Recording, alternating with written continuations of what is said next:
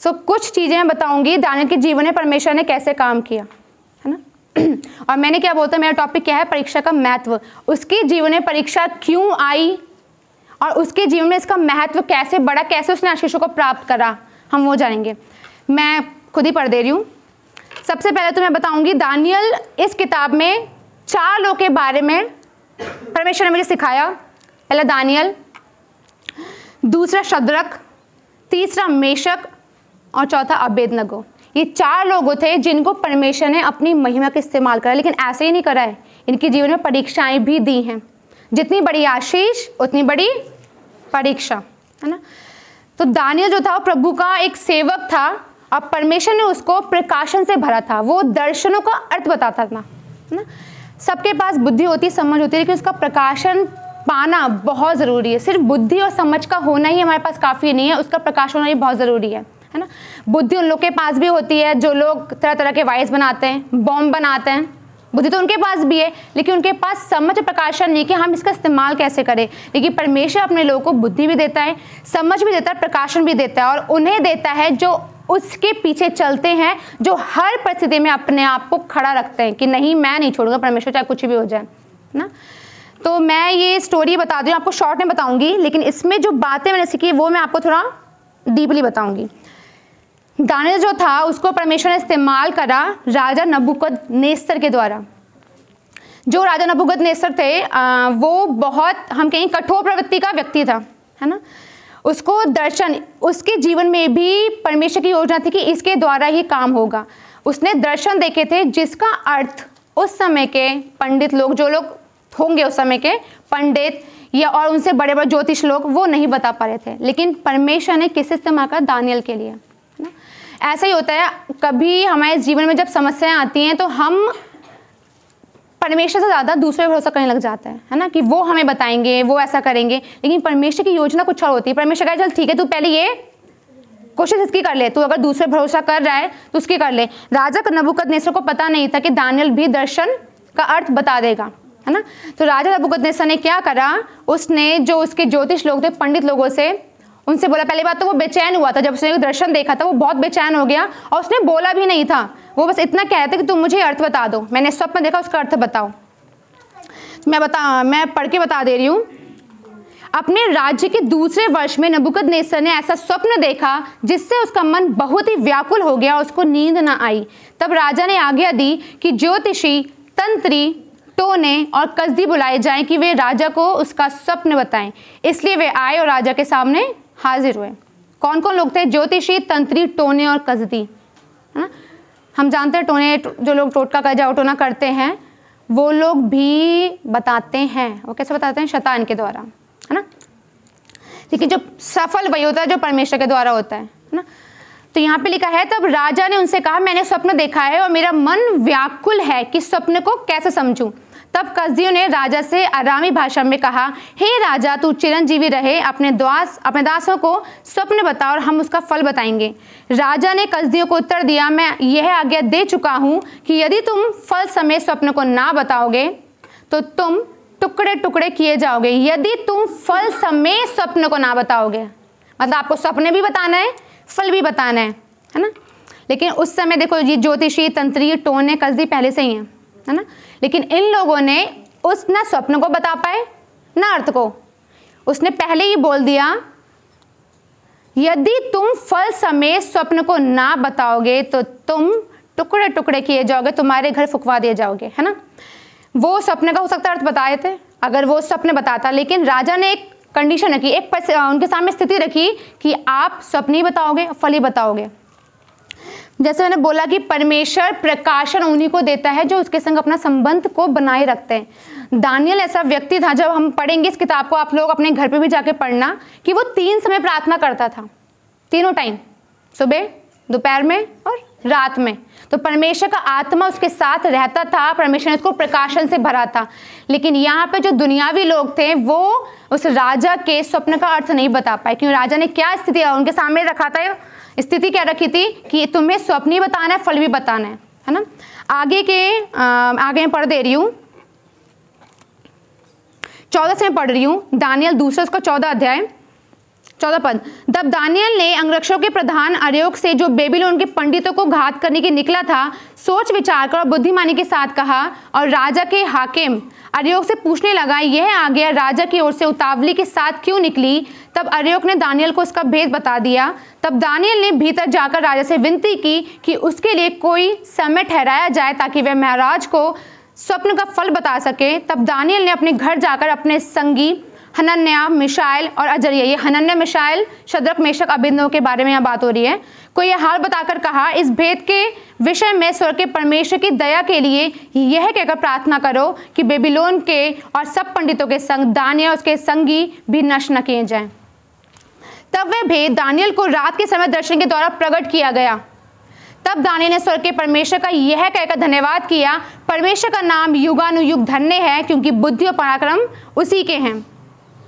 जब राजा के स्वप्न का अर्थ वो लोग नहीं बता पाए थे, है ना, तब दानियल ने सुना कि ऐसी परिस्थिति वहाँ पे चल रही है, राजा के स्वप्न का वो अर्थ नहीं बता पा रहे हैं, तो मैं बताऊंगा। लेकिन उससे पहले उसने क्या की? विनती, प्रार्थना की। और दानियल नहीं जानता था कि परमेश्वर ने नबूकदनेस्सर को क्या सपना दिया है, लेकिन उसने फिर भी प्रार्थना करी, विनती की और धन्यवाद कर अंगीकार कर लिया उसने कि परमेश्वर जो मुझे स्वप्न दिखाया है और जिसका अर्थ मुझे बताया है, वही स्वप्न उसने नबूकदनेस्सर को भी दिखाया है। वो तो जानता नहीं था ना, लेकिन उसको किस पे भरोसा था? परमेश्वर पर। अंगीकार करा उसने उस चीज़ को उसी समय। तो जब राजा के सामने ये बात आई कि दानियल उसका अर्थ बता सकता, तब दानियल को उसने बुलाया, दानियल ने उसका अर्थ बताया, है ना। तब राजा क्या कहता है? दूसरा अध्याय के 27 पद में, फिर राजा ने दानियल से कहा, सच तो यह है कि तुम लोग का परमेश्वर सब ईश्वरों का ईश्वर, राजाओं का राजा और भेदों का खोलने वाला है, इसीलिए तू यह भेद प्रकट कर पाया है। क्या हमें अंदर विश्वास होगा कि प्रभु मैंने उसके स्वप्न देखा है? क्या हम निश्चित हो जाएंगे इस चीज के लिए कि उसने भी वही स्वप्न देखा है? लेकिन दानियल के अंदर था ये विश्वास योग्यता, वो था विश्वासी, एक मजबूत, कि हाँ जो परमेश्वर में स्वप्न दिखाई यही उस नबूकदनेस्सर ने भी देखा है ना। तो उसने जब उसको बताया तो नबूकदनेस्सर ने क्या बोला कि तेरा जो परमेश्वर वो सब ईश्वरों का ईश्वर है, राजाओं का राजा है, भेदों का खोलने वाला है, इसलिए तू ये भेद प्रकट कर पाए। लेकिन वहां पे नबूकदनेस्सर ने परमेश्वर को अंगीकार नहीं करा था अपने जीवन में, सिर्फ उसकी तारीफ की थी कि हाँ तूने अर्थ बता दिया है तो तेरा परमेश्वर सच्चा है। वो वहां पे भी नहीं बदला था, है ना। वही नबूकदनेस्सर वाली जो प्रवृत्ति होती है ना, हमारे जीवन में भी होती है कि हाँ हमें चीज़ों का पता चल जाता है, कोई हमें बता देता है, लेकिन हम अपने आप को बदलते नहीं हैं, है ना। नबूकदनेस्सर को फिर से एक और स्वप्न आया था और उसका अर्थ ये था कि उसको अपने आप को बदलना है। परमेश्वर चाहता है कि वो अपने आप को बदल दे, लेकिन नबूकदनेस्सर ने अपने आप को फिर भी नहीं बदला था, वो कठोर ही बना रहा था, है ना। मैं यहाँ पे बता दे रही हूँ, पढ़ दे रही हूँ थोड़ा सा यहाँ पर।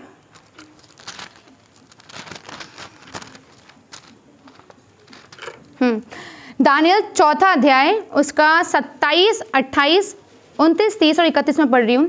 इस कारण हे राजा, मेरी सम्मति स्वीकार कर कि यदि तू पाप छोड़कर धर्म करने लगे और अधर्म छोड़कर दीनहीनों पर दया करने लगे तो संभव है कि ऐसा करने से तेरा चैन बना रहे। यह सब कुछ नबूकदनेस्सर राजा पर घट गया।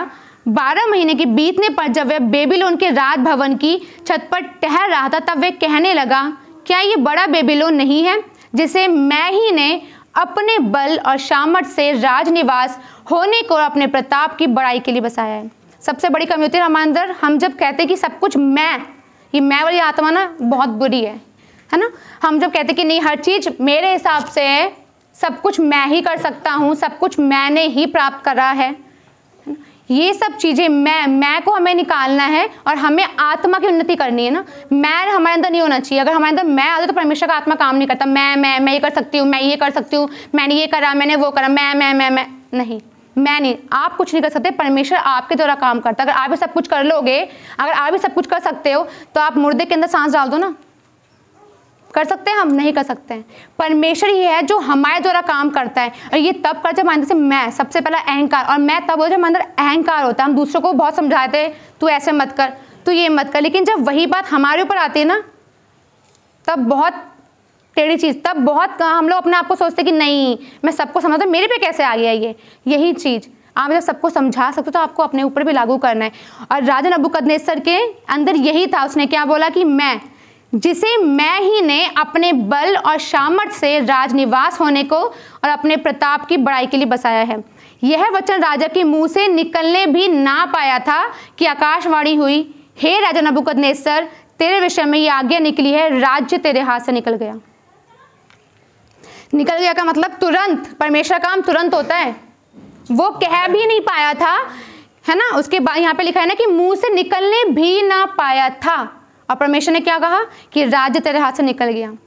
यही चीज हमारे अंदर नहीं होनी चाहिए कि प्रभु मैं ही ने ये करा, मैं ही नहीं बनाया है, मैं नहीं होता तो यहाँ पे कोई होता ही नहीं, मैं। तब परमेश्वर कहेगा बेटा तू मैं कह रहा ना, तो ये सब चीज़ें तेरे से मैं दूर कर दूंगा। फिर बोलना मैं, जिस धन पर, जिस संपत्ति पर, जिस अधिकार पर तू इतना गर्व कर रहा है, इतना घमंड कर रही थी, मैं तुझसे यही छीन लूँ। फिर कर, राजा की वैल्यू, प्रजा, संपत्ति, धन, इससे होती है राजा। कोई राजा आपने देखा इसके पास धन ना हो? गरीब राजा देखा किसी ने? राजा की महत्वता उसके पैसों से, उसके धन से, उसकी संपत्ति से बढ़ती है ना, तभी तो राजा कहलाता। कोई गरीब राजा है जिसके हम उसको राजा बोले, उसके पास पैसा नहीं है, धन नहीं है, जमीन जायदाद नहीं है, मगर हमसे बोले राजा, कोई कह सकता है? कोई नहीं कहेगा। राजा का मतलब ही यही है कि उसके पास सब कुछ है ना। तो परमेश्वर ने यहाँ पे क्या बोला कि राज्य तेरे हाथ से निकल गया। वो क्यों बोला परमेश्वर ने? क्योंकि उसने अपना वो कठोर बना रखा था कि सब कुछ मेरे ही। स्वप्न का अर्थ बता दिया है परमेश्वर दानियल के द्वारा, फिर भी कठोरता उसके अंदर रही कि उसने कहा सब कुछ मैंने प्राप्त करा है मेरी सामर्थ्य से, मेरी भुजबल से। तब परमेश्वर, तब लोगों के द्वारा बात नहीं करता है परमेश्वर, तब खुद बात करता है कि देख राज्य तेरे हाथ से निकल गया, नबूकदनेस्सर अब तू होश में आ जा, है ना। नबूकदनेस्सर चला गया, मर गया है, लेकिन वही प्रवृत्ति आज हमारे जीवन में होती है।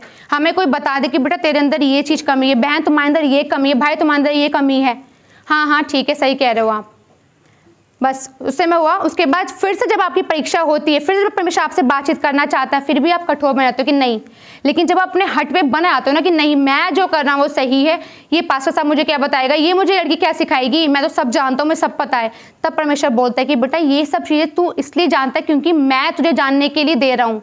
जिस दिन मैं ही तुझे छीन लूँ तब कहाँ जानेगा, है ना। परमेश्वर ने क्या बोला कि राज्य तेरे हाथ से निकल गया, मतलब अब नहीं तेरे हाथ में राज्य, और राज्य उसके हाथ से निकल गया था। लेकिन नबूकदनेस्सर ने अपनी गलतियों को माना भी था। मगर मैं जब ये पढ़ रही थी मैंने ये देखा कि नबूकदनेस्सर को जब दानियल ने बता दी दूसरे स्वप्न में कि तू अपने आप को चेंज कर ले, बदल ले, उसे तब भी नहीं बदला, क्योंकि जो इंसान के मन में होता है वो बाहर आता है। उसके अंदर था ये चीज कि मैंने ये अपने भुजबल से प्राप्त करा है। तो परमेश्वर ने कहा दानियल अब तू नहीं समझाएगा, अब इसे मैं ही समझाऊंगा। तब आकाशवाणी में परमेश्वर ने क्या बोला कि राज्य तेरे हाथ से निकल गया। जब तक हम अपने अंदर के पूरे स्वभाव को बाहर निकाल देते हैं ना, तब तक परमेश्वर का आत्मा काम नहीं करता है। दानियल उसे बताया, उसने सुना, लेकिन उसने उसी को ग्रहण नहीं करा, मैं अपने आप को चेंज कर लूँ, क्योंकि कुछ चीज़ थी जो उसके अंदर अभी भी थी, वो था मैं। और जब वो नहीं करता, परमेश्वर ने क्या बोला कि राज्य तेरे हाथ से निकल गया, है ना। लेकिन नबूकदनेस्सर ने जब इतनी कठोरता अपने अंदर बनाए रखी, अपने आप को बहुत ऊंचा साबित करा, परमेश्वर ने उससे बात करी कि तेरे हाथ से राज्य निकल गया, तब जाके नबूकदनेस्सर ने अपने आप को चेंज करा। मैं यहाँ पे पढ़ती हूँ, यहाँ पे लिखा है तू मनुष्य के बीच से निकाला जाएगा, मैदान के पशुओं के संग रहेगा, बैलों के समान घास चरेगा, 7 काल तुझ पर बीतेंगे जब तक कि तू ना जान ले परम प्रधान मनुष्य के राज्य में प्रभुता करता है और जिसे चाहे वह उसे दे देता है। ये होना भी जरूर था नबूकदनेस्सर के जीवन में कि वो जाने ही परमेश्वर जिसको बढ़ाता है ना उसे घटाता भी है। सब कुछ हमारे पास हमारी ओर से नहीं है, ये जीवन, ये सांस, ये पैसा, ये जमीन, ये जायदाद, ये घर, सब कुछ परमेश्वर की ओर से है। और यही परमेश्वर नबूकदनेस्सर को दिखाया था कि जिसे वो चाहे उसे वो देता है, जिसे वो चाहे उससे वो ले भी लेता है। लेकिन नबूकदनेस्सर ने अपने आप को कठोर कर रखा था। जब तक उससे परमेश्वर ने बात नहीं की वो कठोर ही रहा, और जब परमेश्वर ने उससे बात की उसने आपको चेंज करा। ये तो था सिर्फ नबूकदनेस्सर के बारे में। लेकिन मैंने आपको बताया था दानियल के बारे में ना, मैंने आपको इससे समझाई कि दानियल को कैसे इस्तेमाल करा परमेश्वर ने, कैसे कैसे आगे बढ़ाया है।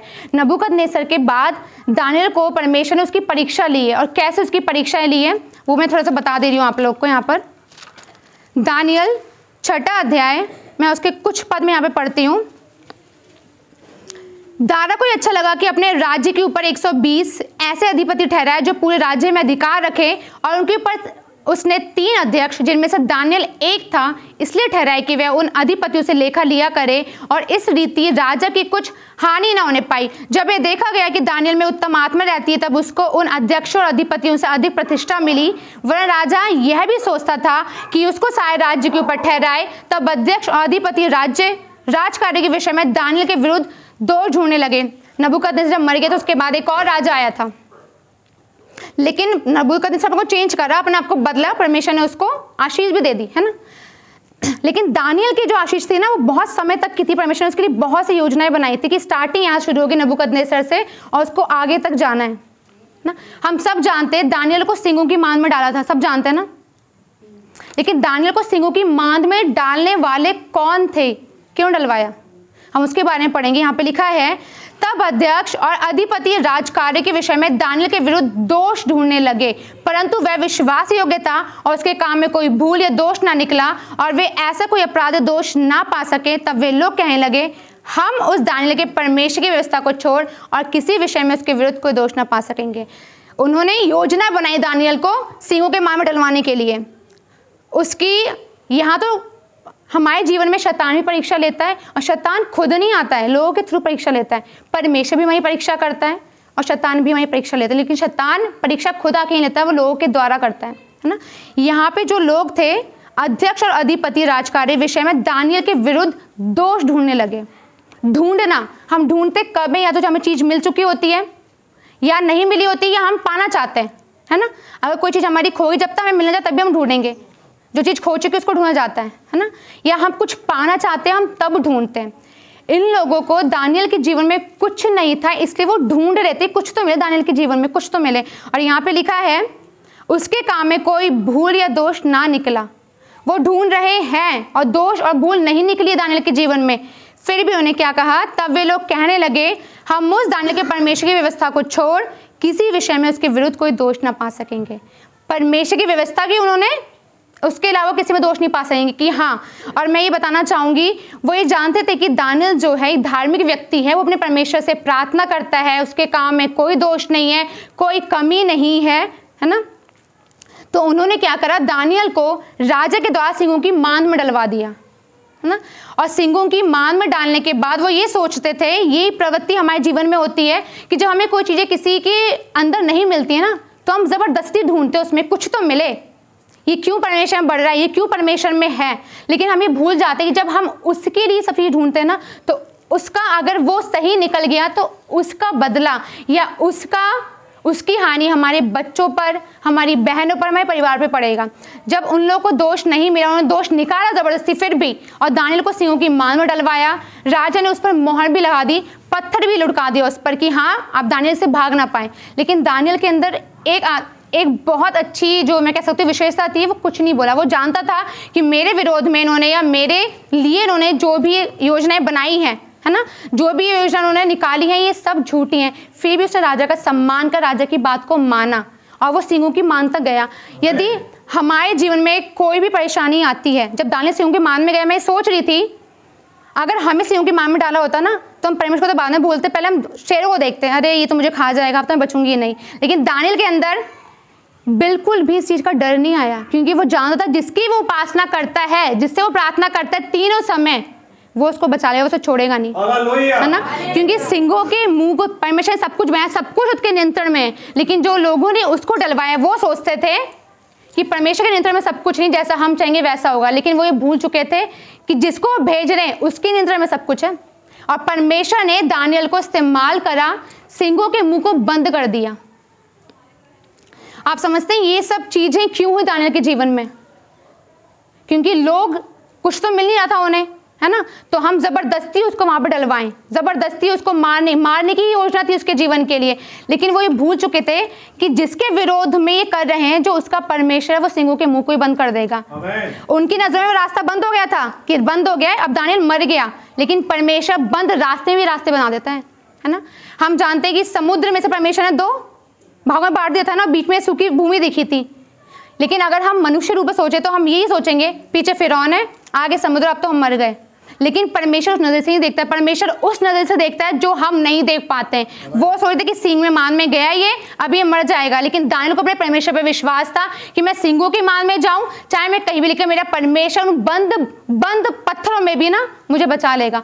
सिंहों की मान, 3 या 4 सिंह थे उस समय जो उसको फाड़ खाने के तैयार थे, लेकिन परमेश्वर ने उसके मुंह को अपने दूतों के द्वारा बंद करवाया। हमारे जीवन में बहुत सी परीक्षाएं होती हैं, बहुत समस्याएं आती हैं, हम सोचते हैं कि हमसे नहीं होगा, मैं नहीं कर पाऊंगा या मैं नहीं कर पाऊंगी। लेकिन परमेश्वर तभी काम करता है। लेकिन उसके लिए हमें सिर्फ और सिर्फ विश्वास योग्य बने रहना है। हमें अपने विश्वास को उस पर रखना, हमें आज्ञा माननी है। जैसे दानियल ने राजा का सम्मान किया, उसकी आज्ञा को माना, विश्वास योग्य बने रहा और वो सिंहों की मान तक गया। क्या उसके मन में विचार नहीं आ रहा होगा कि मैं सिंहों की मान में जा रहा हूँ, अब मेरा क्या होगा? उसको नहीं पता। वो जानता था कि जिस परमेश्वर की मैं उपासना करता हूँ वो झूठा नहीं, वो सच्चा है, वो मुझे सिंहों की मान से ही बचा लेगा, है ना। जब वो गया अंदर मैं इस वचन से बहुत बहुत बहुत ज़्यादा आशीषित हुई हूँ कि जब वो अंदर गया था तो परमेश्वर राजा ने क्या बोला था कि जिसकी तू उपासना करता है वो तुझे बचा ले। राजा भी बेचैन था क्योंकि राजा जानता था कि दानियल के विरोध में, दानियल के लिए जो षड्यंत्र रचा जा रहा है वो सही नहीं है ना। लेकिन राजा क्या होता है ना, वो हर किसी के बारे में सोचता है ना। लेकिन यहाँ पे लिखा है, मैं 18 पद पढ़ी हूँ 6 का, तब राजा अपने महल में चला गया, उस रात को बिना भोजन पड़ा रहा और उसके पास सुख विलास की कोई वस्तु नहीं पहुंचाई गई, उसे नींद भी नहीं आई। भोर को पौ फटते ही राजा उठा और सिंगों के गड्ढे की ओर फुटते चला गया। जब राजा गड्ढे के निकट आया तब शोक भरी वाणी से चिल्लाने लगा और दानियल से कहा, हे दानियल, हे जीवते परमेश्वर के दास, क्या तेरा परमेश्वर जिसकी तू नित्य उपासना करता, नित्य मीन्स लगातार उपासना करता है। राजा भी जानता था, जिन्होंने उसको गड्ढे में डलवाया वो भी जानते थे, इसलिए उन्होंने उसी बात की परीक्षा करी उसकी कि उपासना करे, उसकी उपासना ही बंद करवा दो।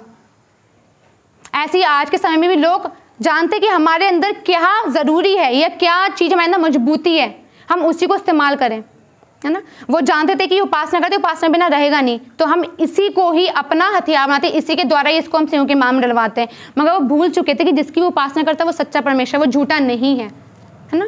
तो यहाँ पे लिखा है, जिसकी तू उपासना करे तुझे सिंहों से बचा सका है। उसके मन में एक डाउट था, क्या तो तेरे परमेश्वर ने बचाई, इसकी तू उपासना करता है। तब दानियल राजा से कहा, हे राजा, तू युग युग जीवित रहे। मेरे परमेश्वर ने अपना दूत भेजकर सिंहों के मुंह को ऐसा बंद कर रखा कि उन्होंने मेरी कुछ भी हानि नहीं की। इसका कारण यह है कि मैं उसके सामने निर्दोष पाया गया, और हे राजा, तेरे सम्मुख भी मैंने कोई भूल नहीं की। परमेश्वर बहुत महान है, बहुत ज्यादा। जब हम सोचते हैं ना, पत्थर लगा दिया है, चारों तरफ दीवारें बंद कर दी, हम कुछ नहीं कर सकते। उन्होंने पत्थर क्यों लगाए थे कि दानियल कहीं भाग ना जाए। लेकिन दानियल को यदि भागना ही होता तो जब वो जा रहा था वो तभी भाग जाता। उसने परमेश्वर पे अपना भरोसा रखा था कि मेरा परमेश्वर, यदि मैं सिंहों की मान में भी जाऊंगा तब भी मुझे बचा लेगा, है ना। यही हमारे जीवन में जब परेशानी हर तरफ से हमें घेर लेती है ना, तब परमेश्वर कहता, तू तो बहुत प्रार्थना करा, तू बहुत प्रार्थना करी थी, अब बता अब क्या हुआ। अब विश्वास को दिखा अपने, अब तो अपना भरोसा दिखा, है ना। तो उस भरोसे को लाने के लिए, उस विश्वास को लाने के लिए हमें नित्य क्या करनी, परमेश्वर की उपासना। यहाँ पे लिखा है नित्य उपासना करता था वो लगातार, बिना प्रार्थना के मजबूत नहीं हो पाओगे। आपको अगर मजबूत होना, आपको प्रार्थना करनी है। अगर आप चाहते हो सिंहों की मान में डाले जाओ फिर भी आप बचाए जाओ, तो उसके लिए प्रार्थना भी उतनी करनी है। प्रार्थना थोड़ी सी सिंहों की मान से परमेश्वर बचा ले, नहीं, वो प्रार्थना भी करता था दानियल तीनों समय, इसलिए परमेश्वर ने उसको सिंहों की मान से बचाया था ना। तो यहाँ पे मैं थोड़ा सा आगे पढ़ दे रही हूँ, फिर मैं अपने वचन को समाप्त करूंगी। तब राजा ने आज्ञा दी कि जिन पुरुषों ने दानियल की चुगली खाई थी, इस अध्याय को आप लोग अपने घर पे पढ़िएगा। यहाँ पे लिखा है कुछ बातें जो इंसानों प्रवृत्ति में होती हैं, चुगली, उतावलापन और दोष ढूंढना। ये तीनों चीजें उन लोगों के अंदर थी जिन्होंने दानियल को सिंहों की मान में डाला था, है ना। और पत्थर लुढ़का दिए कि अब ये बचे ही ना, है ना। एक पत्थर यहाँ लुढ़काया गया था और एक पत्थर यीशु मसीह कब्र पे लुढ़काया गया था, हम सब जानते हैं। लेकिन परमेश्वर ने यीशु मसीह को वहां जीवित कर दिया और यहाँ पर परमेश्वर ने दानियल को बचा लिया। पत्थर कितना भी भारी हो, आप हर तरफ से हमें कैद करो, यदि हमारी प्रार्थनाएं मजबूत है ना, यदि हम प्रार्थनाओं में हैं, चाहे सिंहों की मान में डालो, चाहे पत्थर भी लुढ़का दो, लेकिन परमेश्वर हमें वहां से बचा लेगा। उसके लिए प्रार्थनाएं उतनी होनी। दानियल यहाँ पे 3 बार प्रार्थना करता है, इस वचन में लिखा है। तो हमें कितने समय करनी चाहिए प्रार्थना? हम एक बार करते हैं, तब हम कहते हैं बस हो गया, है ना। एक बार कर ली प्रार्थना, चलो 6 दिन तो हम घूम रहे हैं, पार्टी करें, मौज मस्ती करें, सब कुछ कर रहे हैं, लेकिन जैसे 7वां देना है, हाँ प्रभु हालेलुया, मुझसे बड़ा धर्मी कोई है ही नहीं, है ना। तो ये चीज़ें हमारे अंदर नहीं हुई। सिर्फ एक दिन के लिए हम अपने आप को बदल लें, वो चीज़ें सही नहीं है। हमें हर दिन अपने आप को चेंज करना है। दानियल को परमेश्वर ने क्यों बचाया था? क्योंकि वो 3 समय प्रार्थना करता था और नित्य उपासना करता परमेश्वर की। नित्य मतलब लगातार, है ना। तो यहाँ पे लिखा है, तब राजा ने आज्ञा दी कि जिन पुरुषों ने दानियल की चुगली खाई थी वे अपने बाल बच्चों और स्त्रियों समेत लाकर सिंहों के गड्ढे में डाल दिए जाएं, और वे गड्ढे की पेंदी तक भी ना पहुंचे कि सिंहों ने उन पर झपटकर सब हड्डियों समेत उनको चबा डाला। जब मैं ये वचन पढ़ रही थी, मैंने एक चीज सीखी।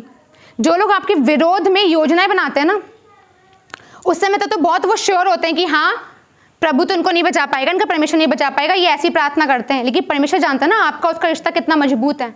लेकिन ये एक दिन में नहीं बनता कि मैं बस एक दिन में घुटने गाड़ दूं, प्रभु तो दर्शन दे देना। उसकी लगातार प्रार्थना करें। दानियल की खासियत क्या थी, वो तीनों समय प्रार्थना करता, तीनों समय लगातार, है ना। हम लोग क्या होता है, हम एक बार प्रार्थना करते हैं, बस थोड़ी सी नींद आ गई, झपकी आ गई प्रार्थना में। हालेलुया। एक बार प्रार्थना करी, प्रभु आशीष दे दे। एक बार की प्रार्थना में तीनों टाइम की आशीष नहीं मिलेगी, 3 बार प्रार्थना के साथ आपको 3 दिन से ज्यादा आपको आशीष मिलेगी, है ना। तो हमें प्रार्थना ज्यादा करनी है। यहाँ पे एक चीज मैं बता रही हूँ आपको कि तब राजा ने आज्ञा दी कि जिन पुरुषों ने दानियल की चुगली खाई थी, ये प्रवृत्ति शुरू से आई है लोगों के मनों में, लोगों के अंदर चुगली खाना, दोष ढूंढना, उतावलापन, है ना। वे अपने अपने बाल बच्चों और स्त्रियों समेत, जब हम किसी के लिए योजनाएं बनाते हैं हम भूल जाते हैं कि हमारा परिवार भी है। चाहे हम अच्छा करें चाहे हम बुरा करें, अगर हम मसीह में हैं तो हमें ज़्यादा ही सोचना है कि अगर हम अच्छा करेंगे तो हमारे बच्चों पे आशीष होगी, बुरा करेंगे तो हमारे बच्चों को भी भुगतना पड़ेगा। यहाँ पे यूं ही नहीं बता रहा वचन, यहाँ पे क्या लिखा है कि वे अपने अपने बाल बच्चों और स्त्रियों समेत लाकर सिंगों के गड्ढे में डाल दिए जाएं। अब ये नहीं सोचना हमें कि प्रभु मैं बुरा कर रहा हूँ तो मैं भी, मेरे बच्चे भुगतेंगे और मेरा पति भुगतेगा, मेरी सास भी भुगतेगी, है ना। तो ये सब चीज़ें हमें नहीं सोचनी, हमें ये सोचना है कि परमेश्वर मैं ऐसा कोई काम ना करूं जिससे आपकी आत्मा को ठेस पहुंचे। दानियल की जिसने योजना बनाई थी उसको उसकी पत्नी के समेत और बच्चों के समेत डाला सिंगों के मान में। उसने सिर्फ दानियल को डाला था और दानियल को परमेश्वर ने बचा लिया, लेकिन वो ये भूल चुका था कि मैं जिसके षड्यंत्र रचा वो परमेश्वर का दास है, वो प्रभु का सेवक है, इसकी करनी जिसके लिए मैंने गड्ढा खोदा मैं खुद उसमें गिर जाऊंगा। वो बिल्कुल भूल चुका था। यदि उसको याद होता तो वे सोचता कि जिसको मैं सिंहों की मान में डालूं, क्या पता मुझे डाल दे राजा वहां पर, लेकिन वो भूल चुका था। नहीं चीजें ये तब होता है जब हम अपने आप में नहीं होते, हम बिल्कुल भूल जाते हैं प्रभु भी कोई है, वो भी कुछ करने वाला है। वो ये भूल चुका था और उसका नतीजा, उसका श्राप और जो उसने करा था वो किसको भरना पड़ेगा, उसके बच्चों को भी, उसकी स्त्रियों को भी। यही हमारे जीवन में होता है कि जो भी हम करते हैं, चाहे हम अच्छा करें चाहे हम बुरा, है ना, उसका लेखा जोखा या उसका प्रभाव हमारे बच्चों पर जरूर पड़ता है। तो हम अपने बच्चों को क्या सिखा रहे हैं ये जरूरी है ना। और दानियल के जीवन में परमेश्वर ने परीक्षा ली। दानियल तो प्रार्थना करता था, विश्वास में था, आज्ञाकारी था, सम्मान करता था, और जिसने उसके विरोध में षड्यंत्र किया उसने उससे भी नहीं कहा कि तूने मेरे विरोध में क्यों किया, क्योंकि वो जानता था मैं चुप रहूंगा तो परमेश्वर मेरी ओर से लड़ेगा, है ना। तो वही चीजें हमें करनी है कि हमें सिर्फ और सिर्फ एक दिन नहीं कि बस हम संडे को आ जाएं प्रार्थना करें, हर दिन अपने आप को प्रार्थना बढ़ाओ। आपको नहीं पता शैतान किस रीति से आपके जीवन में परेशानी डाल दे। दानियल जानता था कि उसको सिंहों की मान में डाला जाएगा, वो नहीं जानता था। जो खुद स्वप्न का अर्थ बता रहा है उसे नहीं पता कि मैं भी सिंहों की मान में डाल दिया जाऊंगा, है ना। लेकिन उसका विश्वास किस पर था, उसके परमेश्वर पर, कि वो उसे बचाएगा, है ना। तो हमें भी वही करना है, हमें प्रार्थना करनी है, वचन पढ़ना है, जितना हो सके अपने आप को प्रार्थना में लगाएं, वचन में बढ़ाएं, उपवास करें, परमेश्वर से बातचीत करें, है ना। तब तक इंतजार ना करें कि सिंहों के मान में डाला जाएगा मैं तभी प्रार्थना करूंगा, तभी प्रार्थना करूंगी।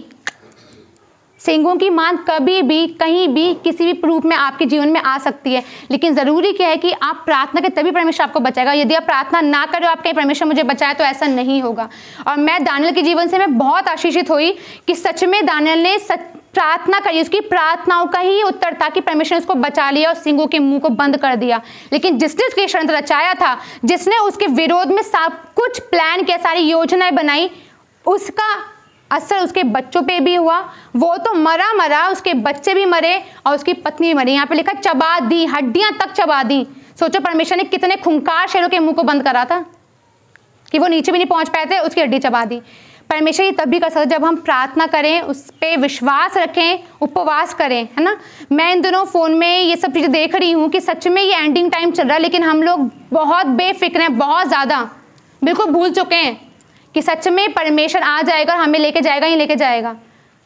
और हम ये सब कैसे चाहते हैं कि बस कुछ ना हो, मेरी लाइफ में सब कुछ अच्छा मिलता रहे, तभी परमेश्वर मुझे आशीष दे, बस वो चाहिए मुझे। लेकिन नहीं, यदि आप चाहते कि आप दानियल बने, चाहे वो लड़की हो, चाहे वो लड़का हो, चाहे वो बहन हो, चाहे वो भाई हो, यदि आपको दानियल के जैसा बनना है तो आपको प्रार्थना करनी, उपवास करना, वचन पढ़ना है और परमेश्वर से प्रकाशन भी मांगना अपने लिए, है ना।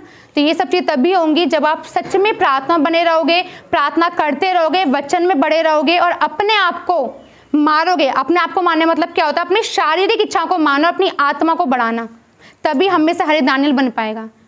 और ये अध्याय सभी लोग अपने घर पे पढ़ें, है ना। और सच में परीक्षा का महत्व तभी बढ़ पाता है जब हम उस परीक्षा से निकल जाते हैं और जब हम अपने आप को प्रिपेयर कर लेते हैं, है ना। उसके जीवन में ये परीक्षा का महत्व, मैंने बोला ना परीक्षा का महत्व मेरा टॉपिक था, ये तभी बढ़ा जब उन सब परीक्षाओं से होकर गया है। और यदि हम चाहते हैं हमें आशीष मिले तो परीक्षा देने के लिए भी तैयार रहना और उसकी इंपॉर्टेंस को समझें कि ये जो हो रहा है इसके पीछे कुछ ना कुछ वजह है, परमेश्वर हमें उठाना चाहता है, बढ़ाना चाहता है। तो सभी लोग अपने घर पे दानिएल का अध्याय पढ़ें और एक दूसरे को सिखाएं, प्रार्थना करें, वचन पढ़ें।